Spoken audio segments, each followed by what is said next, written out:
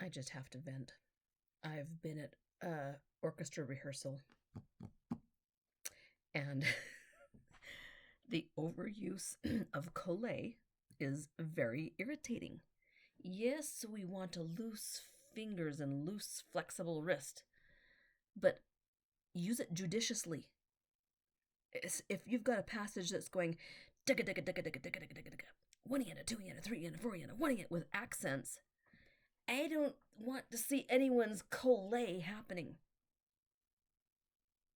I'm having a little bit of a tantrum.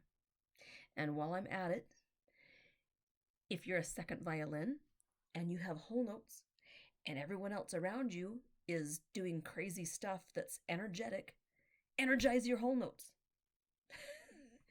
Start on beat 1. Do your rhythm clean. That's all I gotta say. And don't flop your wrist with your beautiful Colle on fast 16th notes that are supposed to be rhythmic and accented.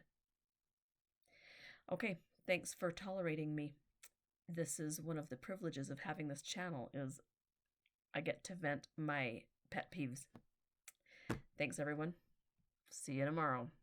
It's a new day.